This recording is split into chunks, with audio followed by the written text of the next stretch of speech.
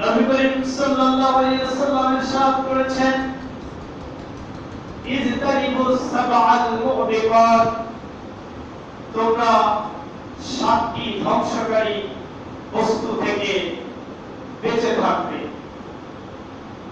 রাসূল সাল্লাল্লাহু আলাইহি ওয়াসাল্লাম যখন সাহাবা আজমাইন রাদিয়াল্লাহু আনহুমদের সামনে আলোচনায় বলছিলেন যে আমার সাহাবীরা, তোমরা সাতটি ধ্বংসকারী বিষয় থেকে বেঁচে থাকবে, বিরত থাকবে।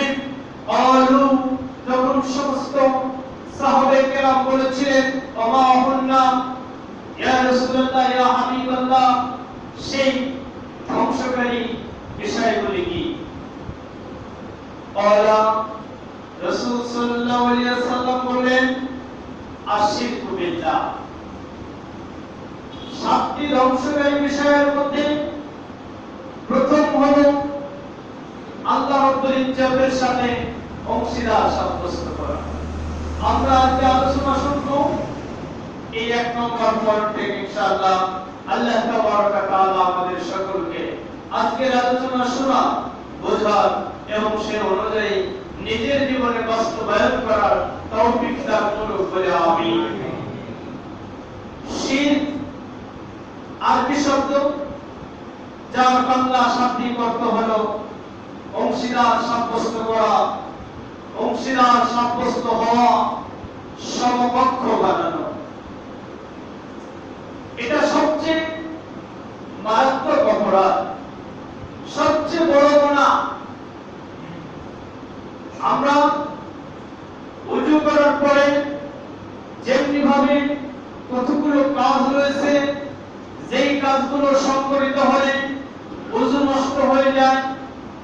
আমরা যখন নামাজ আদায় করে থাকি, নামাজের মধ্যে এমন কতিপয় কাজ রয়েছে যেইগুলো করা ফরজ, আবার কিছু কাজ রয়েছে যেইগুলো করা ওয়াজিব, যেইগুলো না করলে নামাজ সহি হবে না।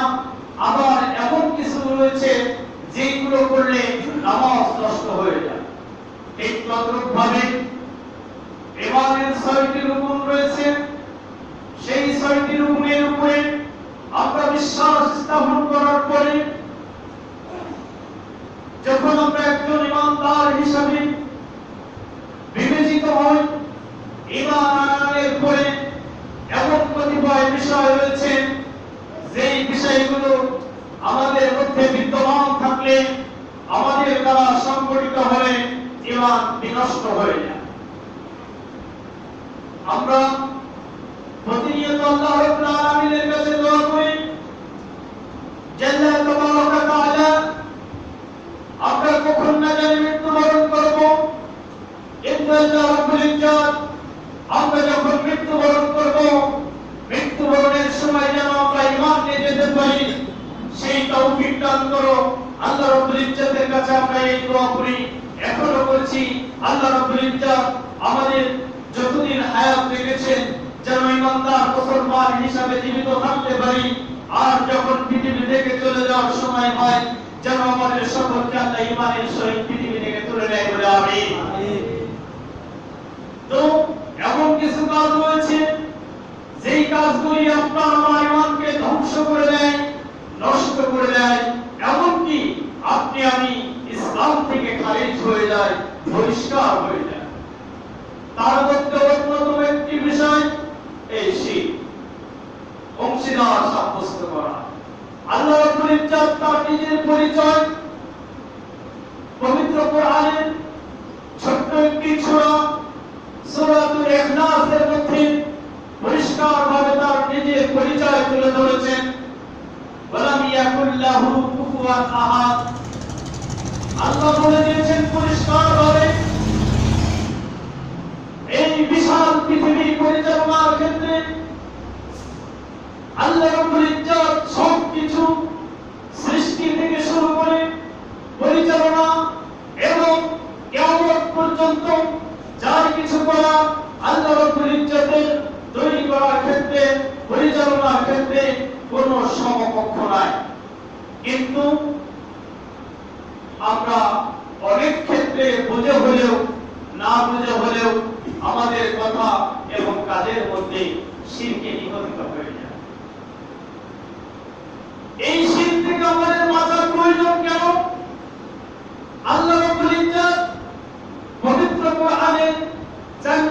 সূরা সূরাতুন নিসা 48 নম্বর আয়াতে আল্লাহ রাব্বুল ইজ্জত পরিষ্কার ভাবে আমাদেরকে জানিয়ে দিয়েছেন, ইন্নাহু লা ইয়াগফিরু আন ইউশরাকা বিহি ওয়া ইয়াগফিরু মা দুনা যালিকা লিমান ইয়াশা। আল্লাহ পরিষ্কার ভাবে আমাদের জানাচ্ছেন, শোনো আমার বান্দারা, যদি তোমরা কেউ শিরক করে থাকো, আমি আল্লাহ আমার সাথে যদি তোমরা অংশীদার সাব্যস্ত করে থাকো, তাহলে আমি আল্লাহ তাকে কখনোই ক্ষমা করব না। বলি নাউযুবিল্লাহ। ওয়া ইয়াগফিরু মা দুনা যালিকা লিমান ইয়াশা। আর আমি আল্লাহ রাব্বুল ইজ্জত শিরক না করা শর্তে আমি যাকে ইচ্ছা তাকে ক্ষমা করে দেব। বলি সুবহানাল্লাহ। আমার আল্লাহ রাব্বুল ইজ্জত বলেন, শোনো আমার বান্দারা, হাদিসের পরিভাষা রাসূল সাল্লাল্লাহু আলাইহি ওয়াসাল্লাম বলেন, হাদিসে কুদসির মধ্যে যে শোনো, তোমরা যদি পৃথিবীতে যতদিন পর্যন্ত আমার ইবাদত বন্দেগী করতে থাকবে এবং আমি আল্লাহ আমার কাছ থেকে তোমরা ভালো ফলাফলের আশা করতে থাকবে, ততদিন আমি আল্লাহ রাব্বুল ইজ্জত তোমাদের সাথী হয়ে থাকবো। বলে সুবহানাল্লাহ। শোনো আমার বান্দারা, তোমরা পৃথিবীর জীবন পরিচালনার ক্ষেত্রে তোমরা যদি পাহাড় পরিমাণ গুনাহ নিয়ে আমি আল্লাহ আমার কাছে ফিরে আসো, আমি আল্লাহ রাব্বুল ইজ্জত সেই বিচারের দিন পাহাড় পরিমাণ ক্ষমা নিয়ে আমি আল্লাহ তোমাদের সাথে সাক্ষাৎ করব। বলে সুবহানাল্লাহ। আমার আল্লাহ রাব্বুল ইজ্জতের এত দয়া, আমার আল্লাহ রাব্বুল ইজ্জতের এত মায়া, তিনি আরো বলেছেন, শোনো আমার বান্দারা, তোমরা যদি পৃথিবী পরিমাণ পাপ করে থাকো না কেন, এই পৃথিবী পরিমাণ পাপ করে যদি আমি আল্লাহ তোমরা আমার কাছে ফিরে আসো, আমি আল্লাহ রাব্বুল ইজ্জত বিচারের ময়দানে তোমাদের সাথে পৃথিবীর সমপরিমাণ ক্ষমা নিয়ে তোমার সাথে সাক্ষাৎ করব। সুবহানাল্লাহ। কত সুন্দর কথা! এই কথাগুলো যখন পড়ি তখন অন্তর শান্ত হয়ে যায়। আমার আল্লাহর কত দয়া! তবে কথাগুলো শেষে একটা শর্ত আল্লাহ রাব্বুল ইজ্জত জুড়ে দিয়েছেন, আর দ্বিতীয় কোনো শর্ত নাই। আল্লাহ রাব্বুল ইজ্জত বলছেন, এই ঘটনা তখনই ঘটবে বান্দা যদি তুমি পৃথিবী থেকে শিরক মুক্ত হয়ে আমার কাছে ফিরে আসতে পারো। আল্লাহ রাব্বুল ইজ্জত আমার পাহাড় পরিমাণ পাপ ক্ষমা করার জন্য প্রস্তুত, পৃথিবী পরিমাণ পাপ ক্ষমা করার জন্য প্রস্তুত। শর্ত শুধুমাত্র একটা জুড়ে দিয়েছেন, বান্দা যদি তুমি শিরক মুক্ত জীবন যাপন করতে পারো, শিরক মুক্ত জীবন যাপন করে যদি আমি আল্লাহ আমার কাছে ফিরে আসতে পারো, তাহলে আমি আল্লাহ চাইলে তোমার সব মাফ করে দেব। সুবহানাল্লাহ। এই জন্য এই ঈমান বিধ্বংসী, ঈমান নষ্টকারী এই শিরক থেকে আমাদের বেঁচে থাকতে হবে। এই জন্য আজকে আলোচনার বিষয়টি বেছে নেওয়া হয়েছে। শিরকের উপরে আমি ডক্টর মোজাম্মেল আলী সাহেব একটা বই পড়ছি। তো আসলে প্রত্যেক ইমানদারের জন্য বইটি পড়া অতীব জরুরি বিষয় বলে আমি মনে করি।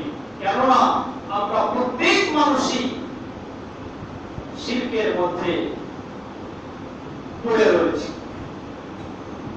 শিরকের মধ্যে পড়ে রয়েছি। আবার আল্লাহ রাব্বুল ইজ্জতের কাছে আমরা নাজাত চাচ্ছি, কিন্তু আল্লাহ তো চূড়ান্ত ফয়সালা করে দিয়েছেন, শিরক মুক্ত জীবন যাপন করতে না পারলে আমার কাছে তোমাদের কোনো ছাড় নাই। কেননা লুকমান আল হাকিম তার সন্তানকে যখন নসিহত করেছিল, সেই সময় তার সন্তানকে বলেছিল, আল্লাহ পবিত্র কোরআনে সেটাও তুলে দিয়েছেন যে ইন্না শিরকা লা যুলমুন আযীম, নিশ্চয় শিরক হলো সবচেয়ে বড় জুলুম। আল্লাহ রাসূল সাল্লাল্লাহু আলাইহি ওয়াসাল্লামের কাছে সাহাবীরা প্রশ্ন করলেন, ইয়া রাসূলুল্লাহ, ইয়া হাবিবাল্লাহ, আইয়ুস সাওম আকবার ইনদাল্লাহি তাআলা, আল্লাহ রাব্বুল ইজ্জতের কাছে সবচেয়ে বড় গুনাহ কোনগুলো? আল্লাহ রাসূল সাল্লাল্লাহু আলাইহি ওয়াসাল্লাম তাদেরকে বর্ণনা করতে গিয়ে সবচেয়ে বড় গুনাহের মধ্যে যেটা প্রথমেই বলেছেন সেটাই হলো আল-ইশরাক বিল্লাহ, আল্লাহ রাব্বুল ইজ্জতের কাছে সাথে অংশীদার সাব্যস্ত করা, কাউকে সমকক্ষ মনে করা। এরপরে বলেছেন হুকুকুল ওয়ালিদাইন, পিতামাতার অবাধ্য হওয়া। এরপরে বলছেন অশাহাদাতিল যুর, মিথ্যা সাক্ষ্য দেওয়া। অন্য বর্ণনায় আসছে ওয়ায়ামিনুল উনুস, মিথ্যা শপথ করা। তো যেগুলো কবিরা গুনার কথা, সবচেয়ে বড় গুনার কথা আল্লাহ রাসূল সাল্লাল্লাহু আলাইহি ওয়াসাল্লাম বর্ণনা করেছেন, দুর্ভাগ্য সত্য সবগুলো গুনাহগুলি তো আমাদের মধ্যে রয়েছে। আজকে শিরক, আপনি আমি শিরক মুক্ত জীবন যাপন করতে পারছি না। হুকুকুল ওয়ালিদাইন, পিতামাতার প্রতি অবাধ্যতার কোনো সীমা আমাদের নাই। ইয়ামিনুল উনুস, কথায় কথায় মিথ্যা শপথ, মিথ্যা কথা আমাদের এমন একটা মুখরুচি হয়ে দাঁড়িয়েছে যে যদি মিথ্যা কথা বলতে না পারি, যেরকম আমাদের বদ হজম হলে পেটের মধ্যে গ্যাস সৃষ্টি হয়ে যায়, পেট ফুলে ওঠে, ঠিক তদ্রূপভাবে মিথ্যা কথা, মিথ্যা দ্বারা মানুষকে মনোরঞ্জন না করলে, মিথ্যা দ্বারা মানুষকে না হাসি দিলে যেন আমাদের পেটের মধ্যে গ্যাস হয়ে পেট ফুলে ওঠে। সবগুলো গুণাবলী আপনার আমার মধ্যে বিদ্যমান রয়েছে, এগুলো আমাদের পরিহার করতে হবে। যাই হোক, সেদিকে আমার আলোচনা নয়, আমার আলোচনা হলো শিরক, আল্লাহ রাব্বুল ইজ্জতের সাথে অংশীদার সাব্যস্ত করা। রাসূল সাল্লাল্লাহু আলাইহি ওয়াসাল্লাম বললেন, শিরক হলো আনতা জাআলা লিল্লাহি নিদ্দা ওয়া হুয়া খালাকাকা। শিরক হলো যে তোমরা জেনে শুনে আল্লাহ রাব্বুল ইজ্জতের সাথে অংশীদার সাব্যস্ত করা। যে তুমি জানো যে আল্লাহ রাব্বুল ইজ্জত তোমাকে সৃষ্টি করেছেন, আল্লাহ রাব্বুল ইজ্জতকে সৃষ্টিকর্তা হিসেবে জেনেও আল্লাহ রাব্বুল ইজ্জত একমাত্র ইবাদত করার যোগ্য এই কথা জেনেও আল্লাহ রাব্বুল ইজ্জত একমাত্র সাহায্যকারী এই কথা জেনেও আজকে আপনি আমি যখন আল্লাহ রাব্বুল ইজ্জতের বাদ দিয়ে যখন আমরা অন্যান্য জায়গায় গোলামি করছি, সাহায্য করছি, সাহায্য প্রার্থনা করছি, আল্লাহকে যেইভাবে ভয় করার দরকার সেইভাবে নয়, না ভয় করে পৃথিবীর অন্য কোনো মানুষকে আমরা যদি ভয় করে থাকি, এইগুলো সবই আল্লাহ রাব্বুল ইজ্জতের পাওয়া অধিকার। সেই অধিকারগুলো আমরা আদায় না করে আমরা আল্লাহ রাব্বুল ইজ্জতের সাথে সমকক্ষ স্থির করছি। এইভাবে শিরকের মধ্যে থেকে জিন্দেগিতে কিন্তু আল্লাহ রাব্বুল ইজ্জতের কাছ থেকে নাজাত পাওয়া সম্ভব নয়। আল্লাহ রাসূল সাল্লাল্লাহু আলাইহি ওয়াসাল্লাম বলেছেন, শোনো সাহাবীরা, লা তুশরিক বিল্লাহ, কোন অবস্থাতেই তোমরা আল্লাহ রাব্বুল ইজ্জতের সাথে অংশীদার সাব্যস্ত করবে না, কোন কিছুকে আল্লাহ রাব্বুল ইজ্জতের সাথে সমকক্ষ দাঁড় করবে না। ওয়াইন কুদিতা ওয়াইন হুররিকতা, যদিও তোমাকে কেটে টুকরা টুকরা করে ফেলা হয়, রাসূলের কথা, সহিহ হাদিসের বর্ণনা, যদিও তোমাকে কেটে টুকরা টুকরা করা হয়, যদিও তোমাকে আগুনে পুড়ে ছারখার করে দেওয়া হয়, তারপরেও তোমরা কখনো লা তুশরিক বিল্লাহ, আল্লাহ রাব্বুল ইজ্জতের সাথে অংশীদার সাব্যস্ত করবে না। কেন? আল্লাহ বলে দিয়েছেন, লা ইয়াগফিরু মান ইউশরাকা বিহি, তুমি যদি আল্লাহর সাথে শিরক করবে মুসলমানেরা, কোন অবস্থাতেই আল্লাহ রাব্বুল ইজ্জতের কাছ থেকে ক্ষমা আশা করা যাবে না। এই জন্য যদি ঈমান আনয়ন করার কারণে, ইসলামের পথে চলার কারণে যদি তোমাকে কেটে টুকরা টুকরা করে ফেলা হয়, যদি তোমাকে অগ্নিকুণ্ডের মধ্যে ফেলে আগুনে পুড়িয়ে যদি তোমাকে একবার ছাই করে ফেলা হয়, তারপরেও তুমি ঈমানের উপরে অবিচল থাকবে, তবুও তুমি লা তুশরিক বিল্লাহ, আল্লাহর সাথে শিরক করবে না। যদি তুমি এইভাবে টুকরা টুকরা হতে পারো, যদি তুমি এইভাবে আগুনে পুড়ে ছারখার হতে পারো, শোনো মুসলমানেরা, তারপরেও যদি তুমি ঈমানের উপরে মৃত্যুবরণ করতে পারো, হয়তো মৃত্যুবরণের সময় তোমার সাময়িক কষ্ট হবে, কিন্তু সাময়িক কিছুক্ষণ কষ্ট করার পরে মৃত্যুবরণ করার পর আর কোনো কষ্ট নয়। মৃত্যুবরণ করার সাথে সাথে আল্লাহ রাব্বুল ইজ্জত ঈমানের উপরে অবিচল থাকার কারণে আপনার আমার জন্য জান্নাতের ব্যবস্থা করে রেখেছেন। সুবহানাল্লাহ। হবে ফেরাউনের দাসী সেই মহিলার দিকে তাকান, যেই মহিলা ফেরাউনের কন্যার চুল আঁচড়াচ্ছিল, আঁচড়াতে আঁচড়াতে যখন চিরুনি পড়ে গেছিল তখন বিসমিল্লাহ বলে সেই চিরুনিটা তুলেছিল। তখন ফেরাউনের কন্যা বলেছিল, হে দাসী, এই চিরুনিটা তোমাকে বিসমিল্লাহ বলে তুললে কেন? তুমি না আমার পিতার নামে তুলবা, কেননা তার পিতা দাবি করেছিল আনা রব্বুকুমুল আ'লা, এই জন্যই তুমি আমার পিতার নাম দিয়ে তুলবা। সেই দাসী বিরোধিতা করেছিল, একবার দুইবার তিনবার বিরোধিতা করার পরে যখন তার কন্যা তার পিতার কাছে অভিযোগ দায়ের করলো, সেই সময় ফেরাউন এই মহিলার জন্য অগ্নিকুণ্ড তৈরি করলো। অগ্নিকুণ্ড তৈরি করার পরে এই মহিলার যতগুলো বাচ্চা ছিল সমস্ত বাচ্চাগুলো আগুনের মধ্যে নিক্ষেপ করা হলো। সর্বশেষ তারপরে দুগ্ধপুষ্ট একটা শিশু ছিল, যখন একে একে তার সমস্ত সন্তান আগুনের মধ্যে পুড়ে ছারখার হয়ে গেল। 16 বছর মায়েরা যখন দুগ্ধপুষ্ট শিশু কোল থেকে আগুনের মধ্যে নিক্ষেপ করবে তখন তার অন্তরের মধ্যে একটা মায়া সৃষ্টি হয়ে গেল। যখন সে কি সিদ্ধান্ত নেবে, আমি আমার পরিবার টুকরা সন্তানকে ঈমানের উপর অবিচল থাকার জন্য আমার পরিবার টুকরা সন্তানকে আগুনে নিক্ষেপ করব, এইভাবে যখন তার অন্তরে মায়া সৃষ্টি হলো, গাড়ির আওয়াজ শুনতে পেল যে মহিলা তোমার কোনো বিলম্ব করতে হবে না, তোমার পরিবার টুকরা দুগ্ধপুষ্ট শিশুকে আগুনের মধ্যে নিক্ষেপ করো।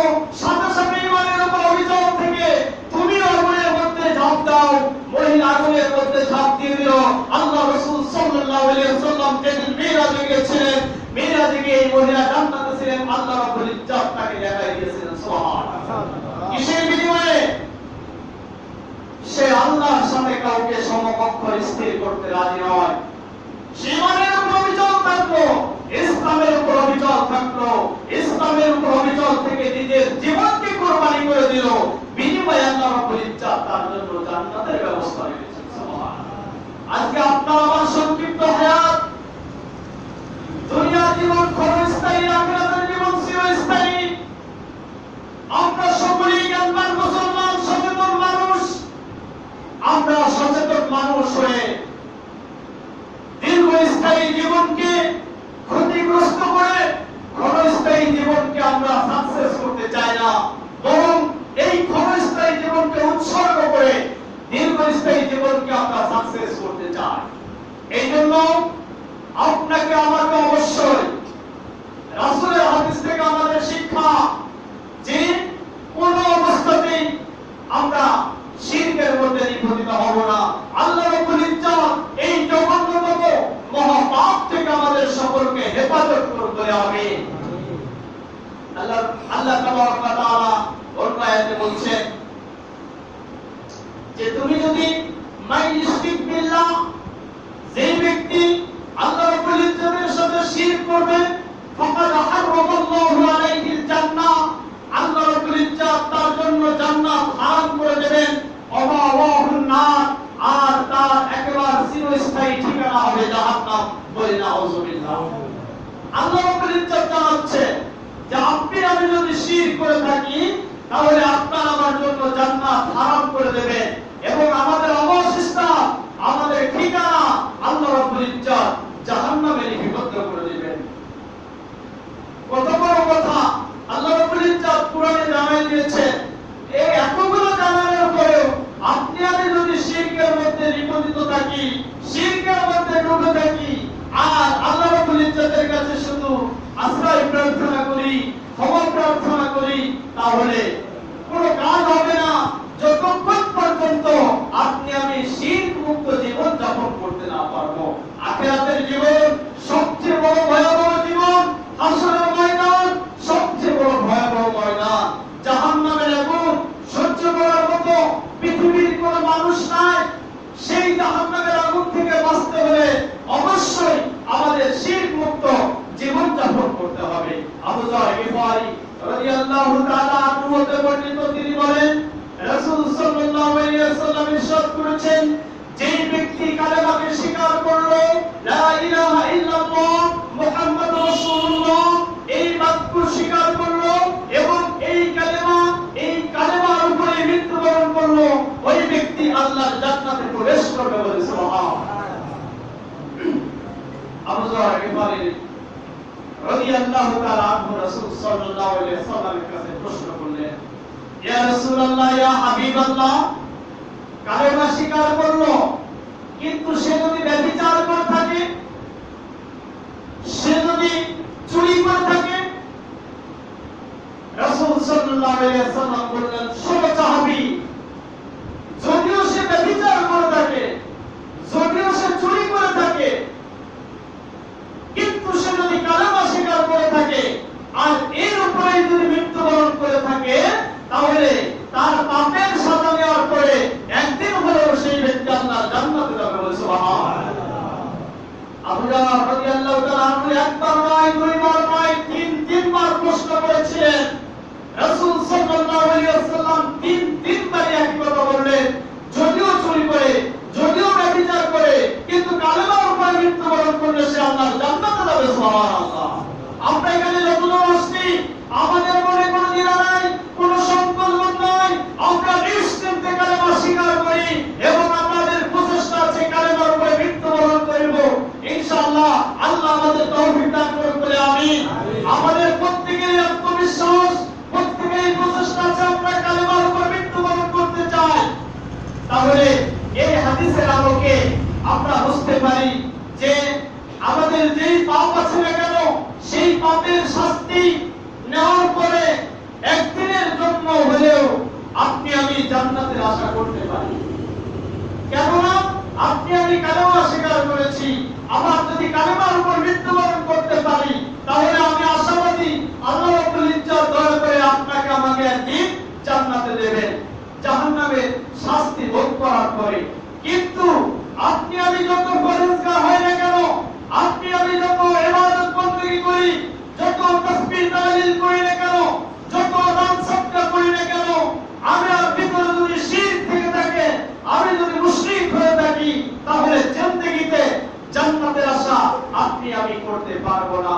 যদিও আমি কালেমা স্বীকার করে থাকি না কেন, যদিও আমি কালেমার উপর মৃত্যুবরণ করি না কেন, আমার জীবনের মধ্যে যদি শিরক থেকে থাকে, শিরকের লেশ থেকে থাকে, জিন্দেগিতে আপনার আমার নসিবে জান্নাত জুটবে না।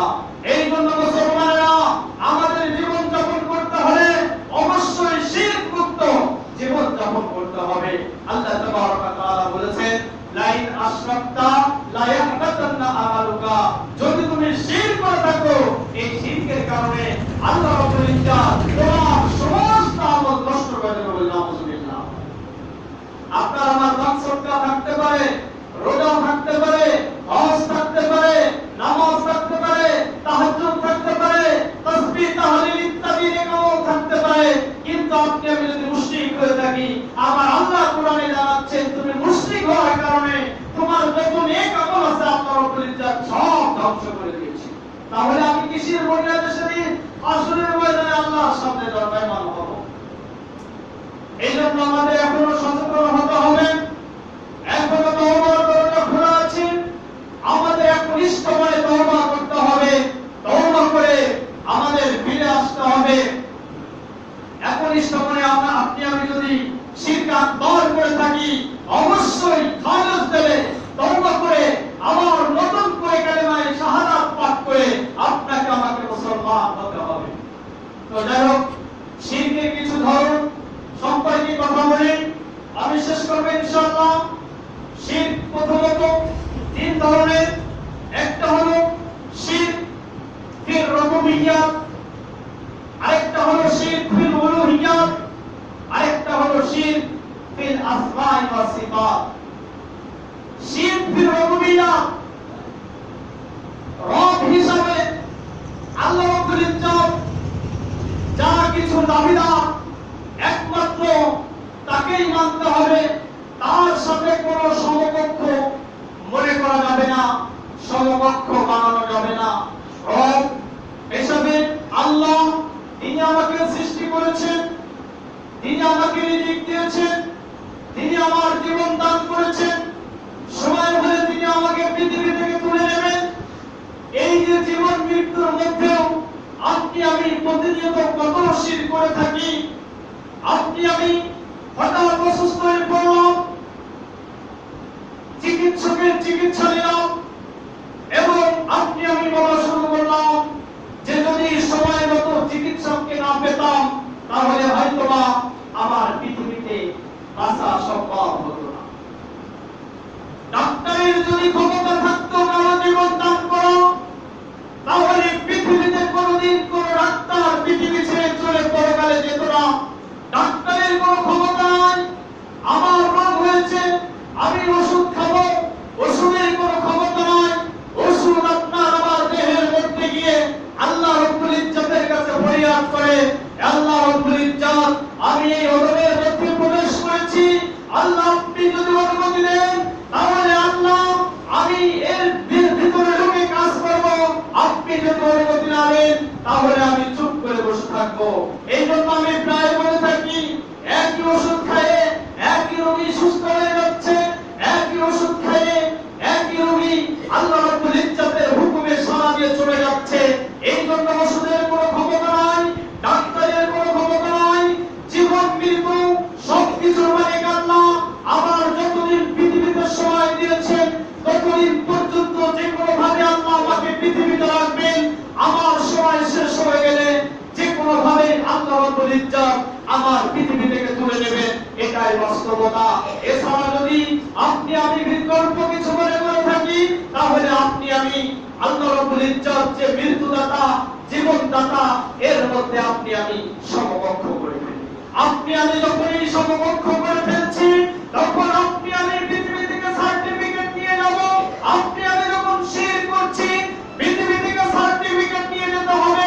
আল্লাহ রাব্বুল ইজ্জত আমার জন্য জাহান্নামে জায়গা বরাদ্দ করে রেখেছেন, বলি নাউযুবিল্লাহ। জান্নাতের স্বপ্ন দেখতে হলে, জান্নাতে যাওয়ার স্বপ্ন দেখতে হলে অবশ্যই আপনাকে আমাকে শিরক মুক্ত জীবন যাপন করতে হবে। আর যদি শিরক মুক্ত জীবন যাপন করতে না পারি চিরকালে জান্নাতের স্বপ্ন মন থেকে একেবারে ছেড়ে ফেলতে হবে। মুসলমানেরা, এখনো সুযোগ আছে, আমাদের সতর্ক হতে হবে। যারকের পরে শিরক ফিল উলুহিয়াত, ইলাহ হিসাবে একমাত্র আল্লাহকেই মানতে হবে, অর্থাৎ যাবতীয় ইবাদত বندگির অধিকার পাওয়ার যোগ্য একমাত্র আল্লাহ রাব্বুল ইজ্জত। আমার নামাজ, আমার রোজা, আমার কুরবানি, আমার মানত সবকিছু আল্লাহ রাব্বুল ইজ্জতের জন্য হতে হবে। কোন দরগা, কোন মাজার, কোন গাছতলা, কোন জায়গায় মানত করা চলবে না। আমি বেশ কিছু দিন আগে 2008 সালের দিকে আমি একটা মাজারে গিয়েছিলাম। সেই সময় একটা রোগী এসেছিল, আমি সেই বিষয়টা একটু দেখছিলাম। সেখানে সেই রোগী যখন আসলো, সেই রোগীর ট্রিটমেন্ট দিচ্ছে, যারা ট্রিটমেন্ট দিচ্ছে তারা শুধু হাসছে আর বলছে, বাবা তুমি ভালো করো, বাবা তুমি ভালো করো। আল্লাহকে সাক্ষী রেখে বলে যাই, এই চিন্তা চেতনা তাদের আছে, যেই রোগী হোক না কেন, যত বড় ইমানদার হোক না কেন, যদি তোমার আমার বিশ্বাস থেকে থাকে ওই মাজারে গেলে বাবা আমাকে ভালো করতে পারবে। যদিও তুমি যে কোনো পদ্ধতিতে সুস্থ হতে পারো, কিন্তু আল্লাহ রাব্বুল ইজ্জত তোমার আমার জন্য যে চিরতরে জান্নাত হারাম করে দিয়েছেন এর মধ্যে কোনো সন্দেহ নাই। এই জন্য সেজদা দিতে হবে একমাত্র আল্লাহর, রোজা রাখতে হবে আল্লাহর উদ্দেশ্যে। কুল ইন্না সালাতি ওয়া নুসুকি ওয়া মাহইয়ায়া ওয়া মামাতি লিল্লাহি রাব্বিল আলামিন। আমার নামাজ, আমার কুরবানি, আমার জীবন, আমার মরণ সবকিছু লিল্লাহি রাব্বিল আলামিন, একমাত্র আল্লাহর জন্য হতে হবে। দেখেন আল্লাহ রাসূল সাল্লাল্লাহু আলাইহি ওয়াসাল্লাম কোন এক সময় হঠাৎ মসজিদের মধ্যে প্রবেশ করলেন। প্রবেশ করে দেখেন তার কিছু সাহাবা আজমাইন রাদিয়াল্লাহু আনহুম দাজ্জালের ফিতনা সম্পর্কে আলোচনা করছে। রাসূল সাল্লাল্লাহু আলাইহি ওয়াসাল্লাম সেই মজলিসে প্রবেশ করে যখন শুনতে পেলেন দাজ্জালের ফিতনা নিয়ে আলোচনা করছে, আসলে দাজ্জালের ফিতনা সবচেয়ে বড় ভয়াবহ ফিতনা। তারপর রাসূল বলছেন, শোনো সাহাবীরা, তোমরা যে দাজ্জালের ফিতনা নিয়ে ভয় পাও, যেই দাজ্জালের ফিতনা নিয়ে তোমরা অত্যন্ত আশঙ্কা করো, আমি আল্লাহর নবী হয়ে তার চেয়ে বড় ভয় পাই গোপন শিরক সম্পর্কে। বলি নাউযুবিল্লাহ। সাহাবীরা বললেন, ইয়া রাসূলুল্লাহ, ইয়া হাবিবাল্লাহ, গোপন শিরক কি? রাসূল সাল্লাল্লাহু আলাইহি ওয়াসাল্লাম বলেন, তোমাদের মধ্যে এমন কেউ আছে যে নামাজ আদায় করে, অথবা রোজা রাখে, অথবা দান সদকা করে, অথবা কুরবানি করে, অথবা মানত করে, আর এই কাজগুলো